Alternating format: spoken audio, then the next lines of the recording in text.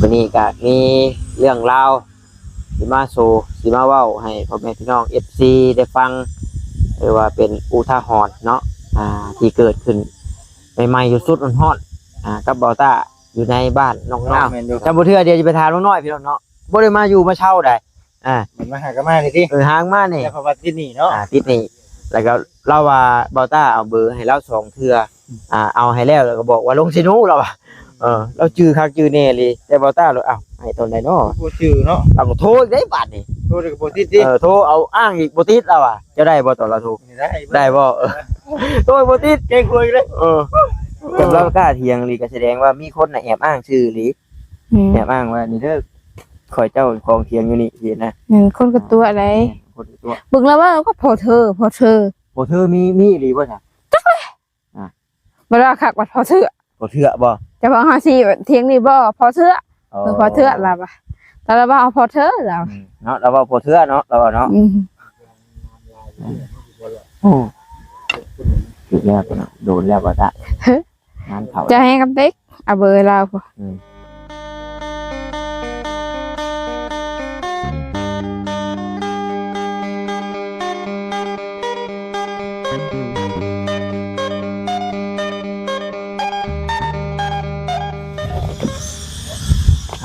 โทษเนาะพี่น้องคอยคำลงแรงมาจะเสียงแมงอีแมงจันพี่น้องเนาะห้องสนั่นวันไหวอยู่พี่น้องเนาะอย่างใดทางมาใต้เองก็ขอกราบทักทายสบายดีกับพ่อแม่พี่น้อง FC กันเบิดสุคนเด้อพี่น้องเด้อเนาะเพราะว่าอยู่ทางฝั่งลาวฝั่งไทยหรือว่าทางต่างประเทศนํพี่น้องเลยก็ยินดีต้อนรับเข้าสู่ช่องของบ่ตาบ้านเฮาคือเก่าพี่น้องเนาะวันนี้ก็มีเรื่องราวสิมาสู่สิมาเว้าให้พ่อแม่พี่น้อง FC ได้ฟังหรือว่าเป็นอุทาหรณ์เนาะที่เกิดขึ้นใหม่ๆอยู่สุดฮอดกับเบาต้าอยู่ในบ้านน้องน้อยพี่น้องเลยเข้าไปเบิ่งในคลิปเบาจิตเด้อพี่น้องเด้อเนาะว่าเป็นจังใดสินะแต่ว่าเบาจิตก็ถ่ายบ่ทันดอกบิดตะบ่ดีนะจนเพิ่นมาเว้าว่าเบาต้าเนาะเป็นผู้ให้เบอร์ให้ยังเพิ่นแล้วก็เป็นผู้เป็นลูก2ลูกชายเพิ่นก็ได้จังได้ว่าท่านขอถ่ายคลิปให้เด้อเนาะเพื่อเป็นหลักฐานพอบ่จิตจับกล้องถ่ายคลิปกับจักได้จักนาทีแล้วว่าเพิ่นก็เผาว่าไปนำคนที่เพิ่นฮู้จักมาแล้วก็ไปเลยพี่น้องเอ้ยเนาะเพิ่นเอาไปนำมาบ่เห็นมาเลยไปทางใดแต่เดียวนี่ถ่าอยู่พี่น้องเอ้ยที่ว่าสิเปิดกล้องถ่าเพิ่นอยู่เพิ่นมาเรื่องราวที่ว่าก็มีอยู่จังซี่นะพี่น้องเนาะมีเวียดเพิ่นมาขายเครื่องใส่รถจักรมาเนาะมาขายขายประห่มแพรปุกขายหมอขายกระท่ามพี่น้องเลยลงมาเลยเพิ่นย่างลงมานี่แหละเพิ่นกระถามเนาะผู้จักบ่พออยู่บ่ฉันนะไผว่าฉันเพิ่นว่านี่อยู่เทียงนี่คืออยู่เทียงน้อยๆแหละพี่น้องเนาะอยู่เทียงห้างนี่แหละพอเพิ่นเอาฉันเอาแต่โดนระบบแต่ยังบ่ได้ตั้งเฮือนนี่แล้วเนาะแต่ยังบ่ทันมีเฮือนนี่โทรหาเพิ่นอะไรก็บ่ติดว่าซั่นเอาเบอร์ให้2เทื่อก็บ่ติดเพิ่นบอกว่าเพิ่นสิฝากเงินไว้กับพอเทิดว่าซั่นเนาะก็บ่เห็นฝากแล้วบ่ตาว่าเอ้าเนาะนั่นแล้วว่าซั่นเชื่อคนง่ายโพดบ่ตาว่าจักคนอยู่สิใดจักเพิ่นมาเช้าเมื่อยเช้าแค้นอยู่ใดจักว่าเพิ่นตัวชื่อตัวหยังว่าอยู่บ้านนี่หรือว่าชื่อนั่นแบบนี้ก็เอาให้เพิ่นแล้วว่าซั่นเราก็ว่าบ่แม่นแล้วว่าจุดซื้อไว้ข้างแน่แล้วว่าอันนี้ก่อนที่บ่จิตยังบ่ทันถ่ายคลิปพี่น้องเนาะบ่แม่นล่ะเป็นเวียดเป็นผู้หญิงพี่น้องเนาะเวียดผู้หญิงอายุก็สิราวๆ30นี่แหละเนาะแต่ว่าเราใส่อีโม่งใส่หมวกบ่ยังสิแม่แพงเงินกันเอาก็อยู่ถามเบิ่งในคลิปบ่จิตว่าลักษณะเพิ่นเป็นจังได๋ว่าเป็นหนี้บ่ใจแล้วบ่จ้ะโอ้ข้อยก็ตกใจแล้วเนาะว่าเจ้านี่ว่าซั่นเนาะเอาเบอร์ให้เพิ่นให้2เทื่อติเอาเบอร์ให้2เทื่อยังบ่ติดแต่พิดว่าเราเว้าหยอกพี่น้องเนาะเว้าไปว่ามาเจ้านี่แหละลูกเราเจ้านี่แหละลูกเราว่าซั่นบ่แม่นเนาะเรียนเราเว้ามั่วยันเราว่ามั่วแต่เราก็ว่านี่เราฮู้จักกับพอเทิดเราอ่ะและอันนี้แหละพี่น้องเนาะแบบว่าคือคนเฮาแบบว่าถ้าว่า เฮาให้แล้วก็แล้วไปทีนะสมมุติว่าเฮาให้ทีนะแล้วเราก็ได้ไปแล้วก็ถือว่าบ่มีหยังเกิดขึ้นแต่ว่าอันนี้เฮาแบบบ่ได้ให้เราพี่น้องเนาะ เอ้า ถามว่าเฮาก็ใจจืดใจดำปานนั้นบ่แต่ก็ถ้าว่าสมมุติว่าพ่อน้องน้อยเอาอีหลีถ้าว่าน้องน้อยก็พ่อเคยเอาอยู่นั่นให้80น่ะให้แต่ว่าน้องน้อยบ่จักพ่อบ่ได้เคยเอาแล้วก็บ่ได้มีโทรศัพท์ใช้หยังอีกแล้วก็เราเว้ามานี่มันโดนแหละตั้งแต่เพิ่งไปปลูกเรือนปลูกชานพุ่นคือเถียงหลังนี่นั่นพ่อน้องน้อยยังบ่ได้มาอยู่ใดพี่น้องเนาะอันนี้นั่นยามเฮ็ดนาก็เอาน้องน้อยบ่ได้มาเฮ็ดไปแล้วเด้อว่ะเบิ่งแหน่อ้าวจำบ่เทื่อเดี๋ยวจะไปทานน้องน้อยพี่น้องเนาะบ่ได้มาอยู่มาเช่าได้มันมาหากันมาเลยดิ หางมานี่ แล้วเพราะว่าที่นี่เนาะ ติดนี่แล้วก็เล่าว่าเบาต้าเอาเบอร์ให้เรา2เทื่อเอาให้แล้วก็บอกว่าลงสิหนูเราเราจื้อคักจื้อแน่เลยแต่เบาต้าเราให้ตอนใดเนาะ บ่ชื่อเนาะ เราก็โทรอีกได้บาดนี่ โทรได้ก็บ่ติดดิ โทรเอาอ้างอีกบ่ติดแล้วจะได้บ่ตอนเราโทร ได้ บ่โทรบ่ติด เก่งคุยเลย ไปเลยบัดนี้จะไปน้ำบ่เด้อซั่นเอาเรื่องราวมันก็ประมาณนี้พี่น้องเนาะมีเวียดมาทวงหนี้แต่ว่า ช่วงคุดนะ แต่ว่าหาว่าเบาต้านี่เป็นลูกชายผู้เอาอูว่าเป็นลูกชายผู้เอาอูอยู่นี่ ว่าเป๊ะ เปเฮานอนนี่ นอนเป็น ราคากับ 80,000กีบพี่น้องเนาะแต่ว่าสาเหตุที่ว่าบ่ให้นะคือว่าแบบอยู่ๆบ่ลงมาถามแล้วก็มาเอาเงินแล้วก็หาว่าเฮานี่ เป็นลูกเพิ่นแล้วก็เป็นลูกชายผู้เอาอูแล้วก็ว่าจื้อเฮาว่าเฮาเอาเบอร์ให้นะพี่น้องก็เลยแบบบ่ให้ดีกว่าสินะ โอ้ทำไปจากคน บ่จัก เวทหน้าพี่น้องเห็นจะตาเดี๋ยวบ่ให้ เดี๋ยวบ่ตาก็เช็ดบาทให้ได้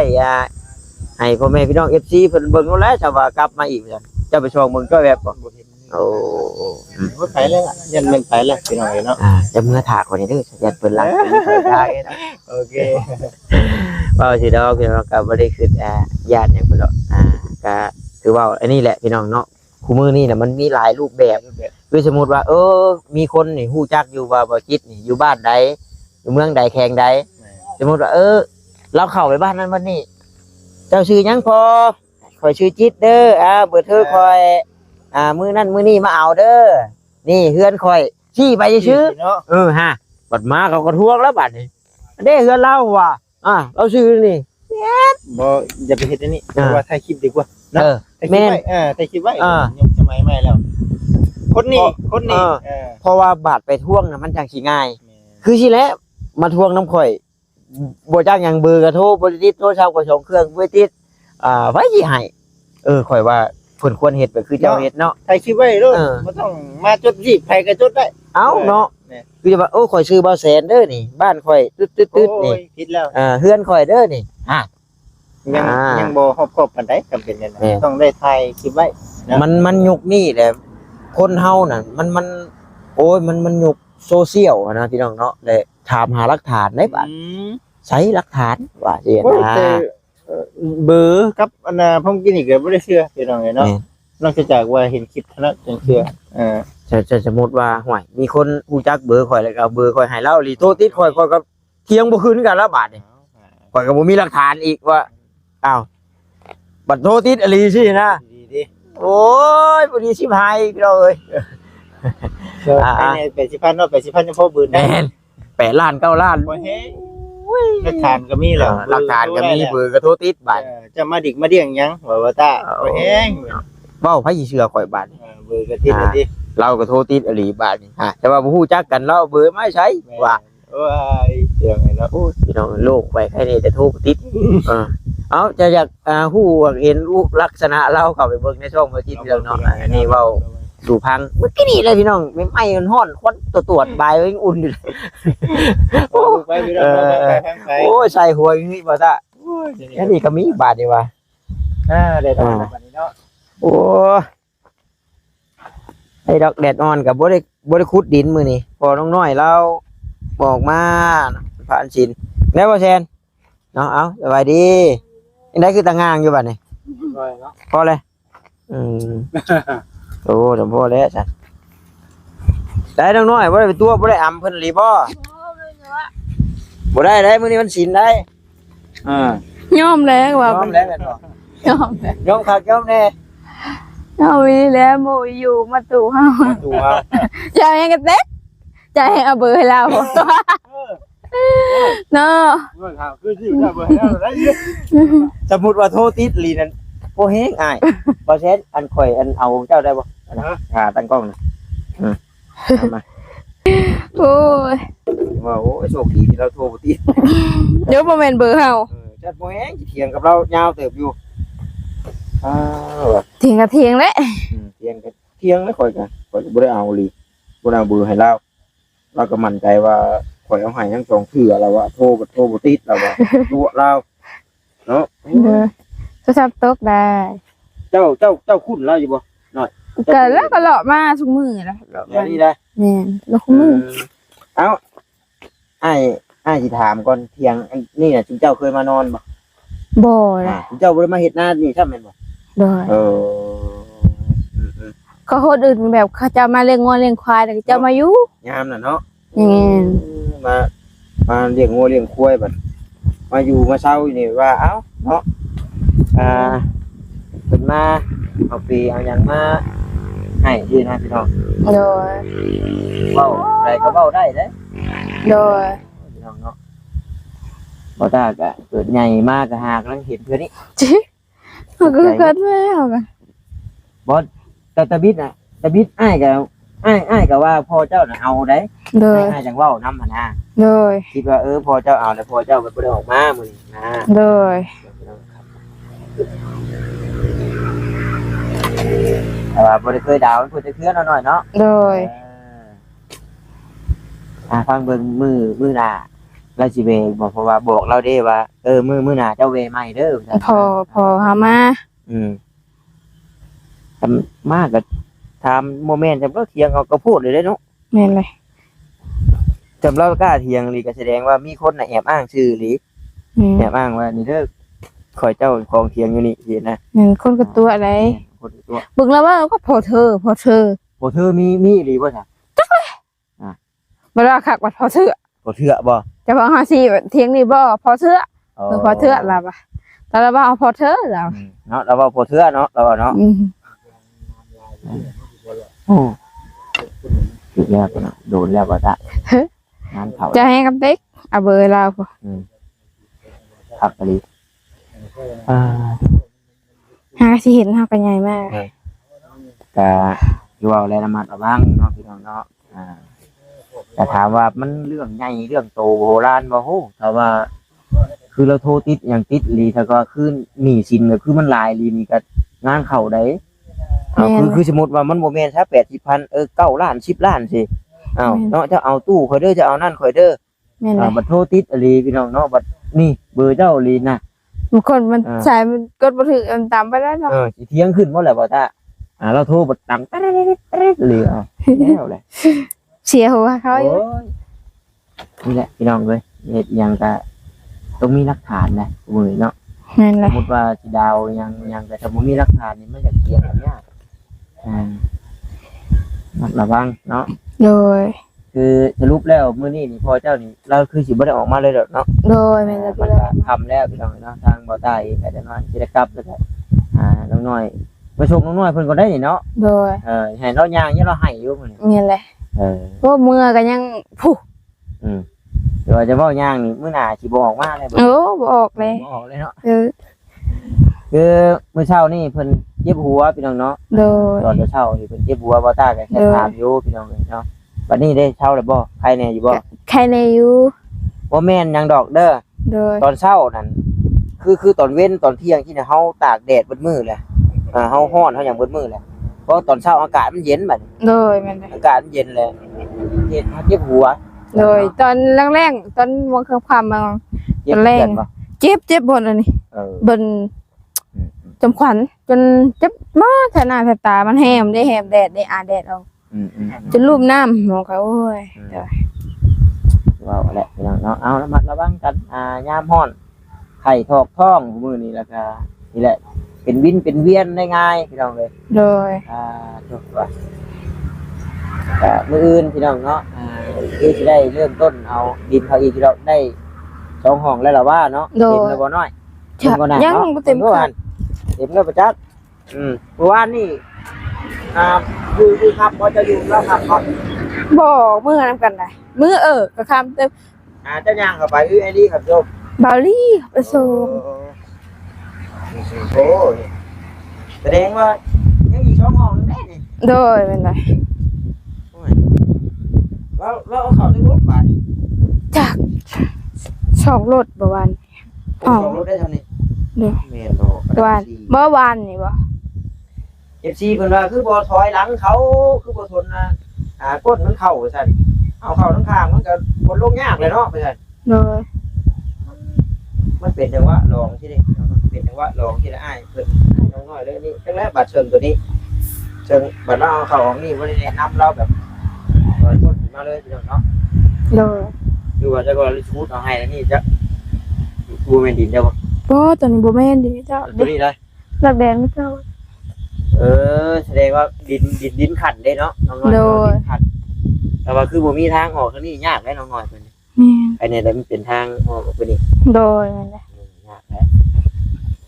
นี่บ่แม่นเสียงรถอ้ายเจ้าจ้ะ บ่แม่นดอกเบิ่ง บ่แม่นบ่ แม่นบ่บ่แม่นและทางมัน แม่นบ่แต่บางคนดิช่วงแรกจังซี่ เบิ่งก่อน รุ่นมึงก่อนเนาะ ดึงมาก่อน ป้าบ่ชื่อว่าจะก็เสียงรถเจ้าของ รถทิ้งรถอายแล้วก็ กระสอบเบิ้ล แม่น หมักเบิ้ลหมักเล่งต้องบ่ได้พี่น้องเนาะ เจ้าว่าแม่นอยู่เด้อ เบิ่งก่อน รุ่นเบิ่ง ดีแต่บ่แม่นเสียงรถอันเลยเบียดเนาะ โอ้คันเรามาหากันยอมใจเราเลย แก่แล้วเนาะ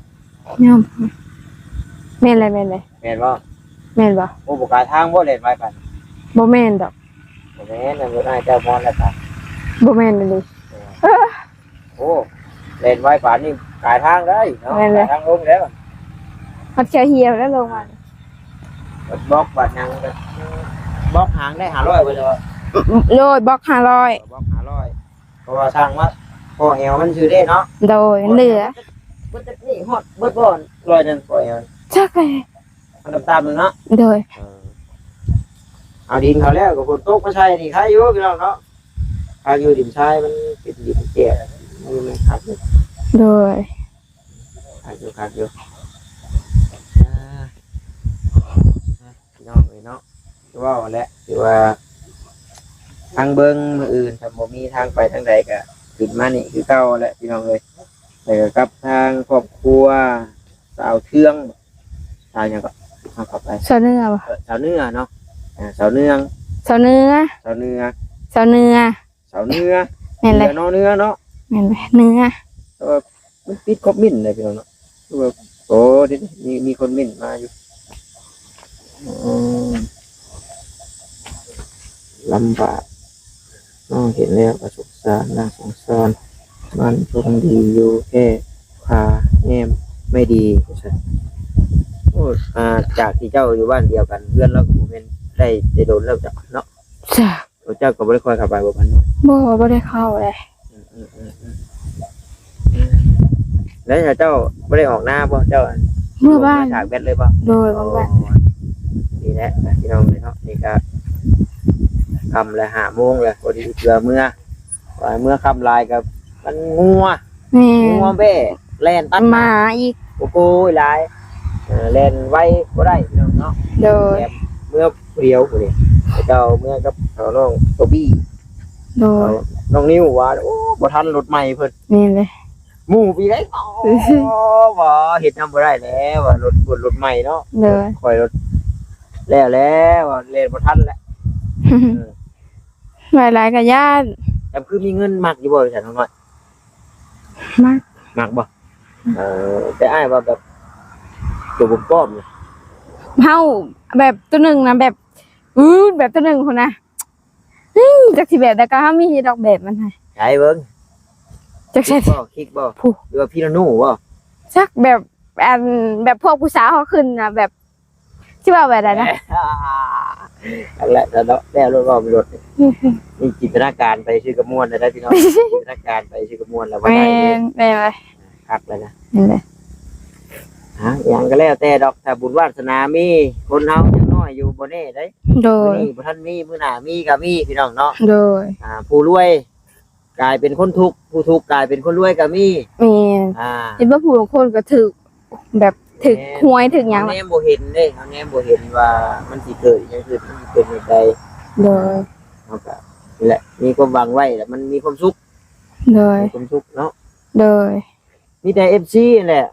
เห็นเจ้ากินน้ำเย็นบัดใดเพิ่นก็บอกอยู่ได้น้องน้อยคลำได้บ่เจ้า โดยก็ โดยนี่โดยคลำได้หรือโดยคลำบ่ได้ เดี๋ยวก็รับบ่ได้ มันฮ้อนแม่นบ่ ฮ้อนแห้งดีเด้เขาว่าใส่แล้วก็ค่อยอาบเลย แต่ว่าถามซะกินแล้วก็บ่ได้มีแบบเจ็บหน่วงเนียงหยังบ่น้ำเย็นนั่นเนี่ย บ่ แต่ก็มันเป็นบางช่วงบางจังหวะนั่นบ่ เจ็บอยู่แต่มันเป็นบางช่วงบางยาม เออบ่เพราะว่าเพิ่นก็เห็นตอนเจ้าช่วงหนึงเหลืองอะไรเนาะ โดยบางตอนพอสร้างเฮ็ดอันนะนี่เฮ็ดเฮือนเฮานี่แหละบางตอนนะซี่แบบจนแบบจืดๆตอนนะ